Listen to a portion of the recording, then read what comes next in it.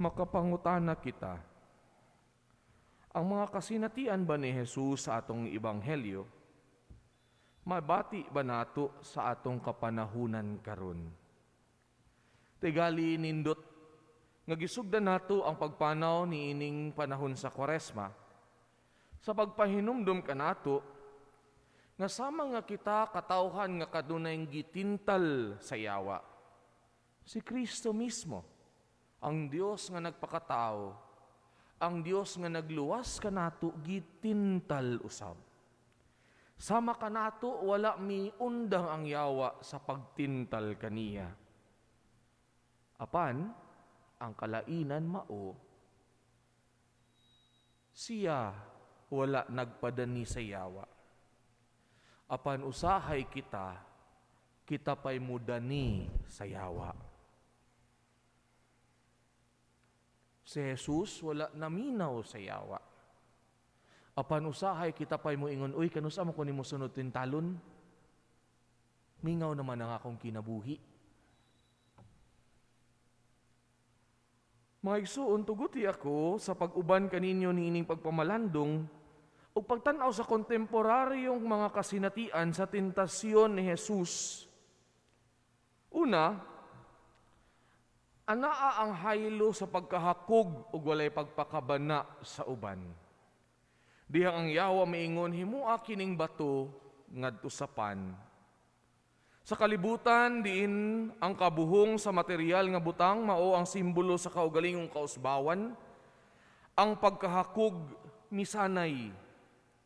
Ang atong kalibutan nagasakit dili lamang tungod sa kawadon ug kagutom, apan tunod sa daghang mga tawo nga hakog ug walay pagpakabana sa ilang mga igsuon nga nakaguba sa komunidad.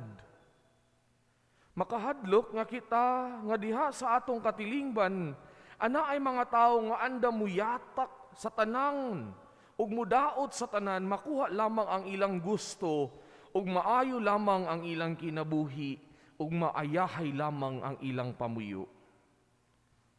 Dili ba daghan kanato anaa ni ining tentasyon? Dili mo simba kay mo trabaho. Unahon lamang ang makasulod sa bulsa. Anaa ang tentasyon nga kapoy naman magsimba pader kay naglaba manggud ko pader gikan. Anaa ang tentasyon nga mas unahon nato ang atong gusto, busy magud mi pader, nakoy gilakwan pader, kaysa Dios. Mga igsuon, ang tao dili mabuhi isapan lamang, matod ni Jesus. Kini nagpahinumdum ka nato nga oo, nanginahanglan kita sa mga material nga mga butang, apan ang tinuod nga kahulugan sa kinabuhi dili makita diha sa pagpanghakot sa mga katigayunan ning kalibutan, ni sa pag-angkon sa tanan nga anaa kaniya. Taliwala niini ana ang hagit sa pagpakiglambigit ug paghigugma. Ang disiplina sa Kwaresma nga mao ang pagpuasa dili lamang usa ka pagpenitensya, kundili usa kini ka kahigayunan aron mahibalag nato ang atong igsuon. Mubiya kita sa atong kaugalingon aron ang atong mailhan ug mahimamat ang atong silingan. Mupuasa kita aron dili kita mulantaw lamang sa ako ug unsay akoa, kundili mo tan-aw unsay panginahanglanon sa uban. Kini ang rason ngano ang akong gipuasa dili pwedeng akong tigumon. Ang akong gipuasa dili pwedeng nga ako lamang nga tipigan. Kini ang rason ngano ang ikaduha nga pundasyon sa Kwaresma nga pagpuasa masundan sa ikatulo nga mao ang pagtabang sa mga kabus. Kay matud pa sa katisismo nato, ang atong gipuasa dili na ato, iya na sa kabus. Ug kung ato pang gamiton ang kwarta o butang nga atong gipuasa, kini pagkawat na sa mga kabus. Busa dinhi sa atong parokya nang hatag kita og mga butilya nga gitawag natog alay kapwa. Unya, anaa ka ng mga botilya sa pagawas ninyo. Walay pugsanay, pero sa makonsensya lang. Ibilin lang na diha, pero tanawon lang nato, kita nga gibuhong bisan sa atong kakabus, dili ba di ay andam nga makahatag sa uban. Mga igsuon, magpuasa kita o mag-abstinensya or mahimo kitang abli og andam makighimamat sa Dios ug pakiguban sa atong mga igsuon nga naglisod ug nanginahanglan sa atong presensya. Ang Eucharistia nagpahinumdum kanato nga kung kita mohatag, ang atong ihatag dili pwede salin-salin, kundili ang atong ihatag mao ang pinakalabing nindot, ang atong kaugalingon. Naan pahinumdum, ang alay kapwa alkansya dili sudlanan sa inyong gibug-atan na nga 25 centavos ug 5 centavos o piso. Dili kini sudlanan sa sinsilyo nga sobra, kundili sudlanan sa akong gisakripisyo. Sudlanan sa akong pagpadayag sa gugma. Masinsilyo na o dili, ang importante kung kumusta ang kasing-kasing nga mihatag niini. Misakripisyo ka og 500, pero ang imong gibitang 5 centavos. Asa man ang atong pagkamatinud-anon. Misakripisyo ka og Jollibee nga 50 pesos, pero ang imong gibutang 5 pesos ra. Asa man ang atong pagsunod kang Hesus. Ikaduha, anaa ang haylo sa bakak ug gahom. Sa atong panahon, daghan kaayong mga tao ang gapanikad gayud nga naninguha sa kabantugan ug gahom bisan pa kung ana ay mayatakan nga katungod o kinabuhi sa uban, bisan pa kung gubon, baguhon ug yatakan ang kamatuuran ug kasaysayan. Anaa pod ang gahom diha sa pagyatak kung unsay tinuod. Dili ba kini ang gakahitabo sa atong palibot? Nawala na ang atong kapasidad sa pagsusi kung anaabay kamatuuran sa atong gihunahuna, nabasa, atong gikabtan, atong gipuy-an, atong gituhuan. Ang importante kung unsay gamhanan mao ang tinuod, bisan pa kung kini pagpukan sa kamatuuran. Tanawa kung unsa kabakakon apan mahayluon ang yawa. Giangkon niya nga siya ang tag-iya sa tanang bahandi sa kalibutan, ug gihatag pagani niya kini sa magbubuhat nga mao ang Dios diha kang Kristo. Pagkabagagdagway sa yawa. Ang usa ka katilingban diin ang gahom ug kusog nagagikan sa bakak, kanunay gayud nga makaguba sa kahiusahan ug komunidad. Ang kamatuuran mao ang pundasyon sa tinuod nga kalambuan, ug ang kalambuan nga iya sa bakak, iya sa yawa. At tubangan niini ana ang hagit sa pagpangalagad ug pagkamatinud-anon. Tanawa igsuon kinsay mga suod ni Jesus. Sila mao ang mga kabus, mga bata, mga masakiton, mga makasasala, ug katong sa hilom nagpaningkamot alang sa gingharian sa Dios. Mismo gani ang iyang mga apostoles, mga dili perpekto nga mga tao. Apan, miangkon sila nga mapaubsanon sa ilang kaugalingong kasaysayan ug kapakyasan. Ug tungod niini, nahimo nga naalim ang ilang mga samad, umibangon sila gikan sa pagkapukan sa makasasala. Wala nila gituis ang ilang kagahapon para malimpyo sila. Kundili mapaubsanon silang nangayo, pasaylua kami Ginoo, ug tablangi kami sa pagbag-o. Si Jesus sa Ebanghelyo mibadlong sa prinsipe sa bakak nga mao ang yawa sa pagpahinumdom. Ang Ginoo mao ang tag-iya sa tanan, ug siya lamang ang angay nga simbahon ug himayaon. Nan, ang pagdapig sa bakak, ang pagdapig sa prinsipe sa bakak, maang yawa. Ang pagdapig sa bakak, mao ang pagdapig sa prinsipe sa bakak, nga mao ang yawa. Apan ang pagbarog sa kamatuoran, bisan kung tamayon ug pasipad-an,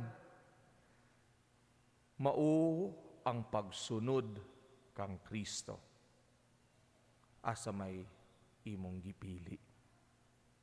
Katapusan, ana ang tentasyon sa pagkatig-a sa kasing-kasing ug ang kawad-on sa pagpamalandong. Tanawa gani ang yawa. Wala mihunong ang yawa sa pagtintal kang Jesus. Mismo gani ang katapusan sa Ebanghelyo miingon, mihawa ang yawa sa makadiyot lamang. Wala sa misurrender. Tig-a siya kasing-kasing. Bisan pa kung balik-balikon na siya pagpahinumdum ni Jesus. Wala gani siya maminaw sa kamatuuran sa balaang kasulatan. Hinunua, gigamit niya ang mga kasulatan, batok kang Jesus, nga mao ang pulong nga nahimong tao. Tanawa, unsa ka problematic ang panghunahuna sa yawa. Gigamit niya mismo ang pulong sa Dios, ngadto sa Dios nga iyang gitintal. Tanawa gani ang atong palibot. Daghan sa atong mga igsuon, o basin naa gani dinhi, nga mibarog sa ilang kagustuhan ug dili na anda maminaw. Kung matay og gani ang ilang baruganan, ilang tamayon og bastuson siya, o sila nga nagpadayag sa kamatuuran. Lantawa, gamiton pagani nila ang mga pulong sa Dios, ang balaang kasulatan o ang pagtulunan sa simbahan, bisan wala nila nasabtan pag-ayo, aron pagtamay o pagbastos sa katawhan sa Dios. Gipost sa atong parokya ang akong wali ni adtong Huwebes. Ug ana ay akong higala sa Manila nga nag-send sa ako ug usa ka screenshot sa usa ka pag-share sa ato ang video dinhi sa parokya uban sa pagtamay sa simbahan. Ngano nag-apil-apil man ang paria sa pamulitika. Kapila na ako gibalik-balik ang akong wali. Wala man ko'y giistorya ag politika. Ang ako lamang giistorya, kamatuuran. Tanawa gani, kinsay nag-post, ex-seminarian. Makakatawa ka. Inner circle, simbahan. Giumol sa simbahan. Pero gigamit niya mismo ang iyahang pagsabot, bisan pa og sayop, aron pagtamay sa inahang simbahan nga miumol og misalig kaniya. Nilibadaghan kanato na indani usab. Atong gitamay ang simbahan. Ginamit ang iyang kaugalingong mga pulong para ang atong gusto ug ang atong pagsabot maoy matuman. Pagkatig-a sa kasing-kasing, sama sa yawa nga dili mo undang pagtintal sa Dios ug pagguba sa misyon ni Jesus. Ana ang hagit sa pag-aabli sa kasing-kasing ug pagpaminaw diha sa pagpamalandong. Mga igsuon, ang panahon sa Kwaresma dili lamang panahon sa pagsakripisyo, kundi labaw sa tanan ang pagpadayag sa kaluoy sa Dios. Ang iyang gugma nga kanunay nga walay puas nga nagtawag kanato sa kabaguhan, sa pagpaminaw kaniya, sa pagpagiya kaniya. Ang Kwaresma panahon sa pagsinati sa gugma nga makalinis o makabag-o. Pope Francis reminds us, God never tires of forgiving. And to be forgiven is not to forget what had happened in the past. To be forgiven is the capacity of the heart to be taught of the truth. Ang pagpasaylo ug ang pagdawat sa pasaylo mao ang kapasidad sa kasing-kasing nga maminaw ug magpagiya sa kamatuuran, dili ang pagkalimot sa kagahapon. Apan ang pangutana, abli pa ba ang atong kasing-kasing sa pagpaminaw kaniya? O sa simbahan nga mao ang lawas ni Kristo nga iyang gisaligan dinhi sa kalibutan? Ubasin ato na siyang gitamay, gibastos, ug ato na ganing daot ngadto sa uban. Taliwala sa nagkalain-lain natong baruganan, ana pa bay luna ang tinuod nga pagpamalandong aron ang atong gisunod dili ang atong pagsabot, dili ang atong kagustuhan, kundili ang pagtulunan ni Kristo. Ana pa ba kanang kapasidad, Lord, kini mo'y akong barugan, kini mo'y akong gusto, kini mo'y akong pagsabot. Imo ba ni? Mao ba ni ang imong kabubuton? Ubasi nagpakahimo na kitang Dios sa masayawa nga musunod sa atong kabubuton. Mga igsoon, maghangyo kita ni Kristo. Nasama ni atong mga santo sa sa unang bahin sa atong misa. Nga mahimo unta kitang abli sa pagpaminaw kaniya. Mamahimo unta kitang kasing-kasing nga naa sa kamatuuran. Ug kanunay mangita dili sa kalibutanon nga kalipay, kundi sa tunhay nga kausbawan diya sa pakighiusa ni Kristo. Amen.